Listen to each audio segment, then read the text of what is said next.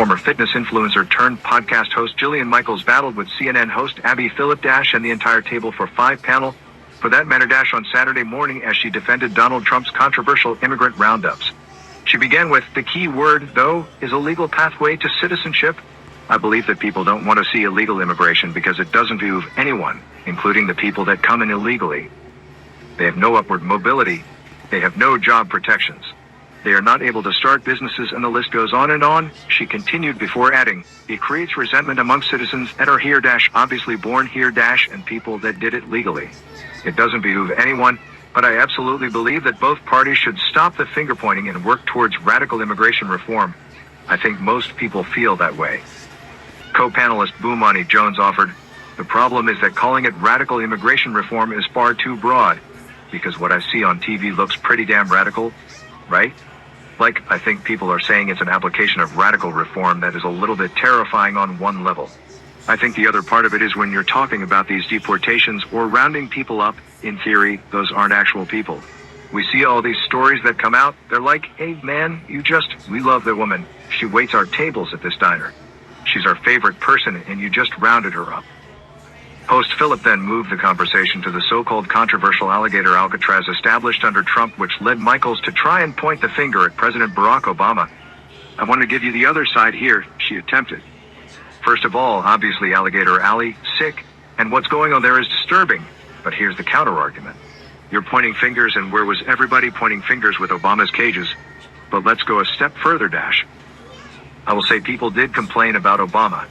I remember," Phillip interjected with Michaels continuing, "and not really knowing about this because no one talked about it. People did complain, especially immigration advocates. I mean, with Obama," Phillip parried.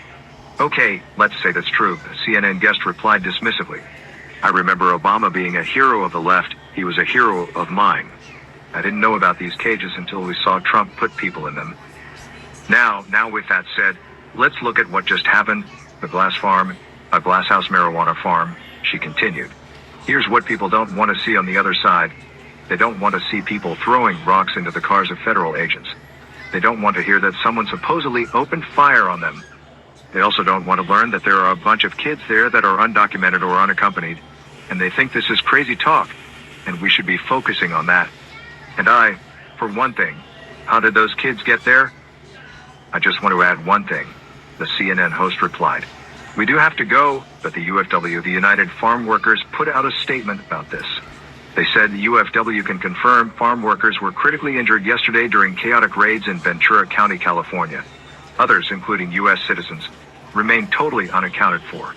Many workers, including U.S. citizens, were held by federal authorities at the farm for 8 hours or more. U.S. citizen workers report only being released after they were forced to delete photos and videos of the raid from their phones. They also added that farm work is exempted from child labor laws." "You're telling me undocumented?" Michaels exclaimed. "I'm not saying undocumented. I'm not talking the CNN host attempted, which led Michaels to interrupt again with, "They work at a marijuana farm.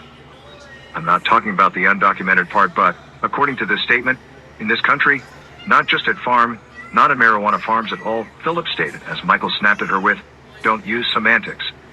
Look at the reality of what we're talking about. How did an unaccompanied, undocumented 14-year-old Hey Jillian, I believe that, and many people might believe children should be subject to child labor laws, but it's true in this country that when it comes to agricultural work, they're not," Phillip patiently explained. You can watch below or at the link.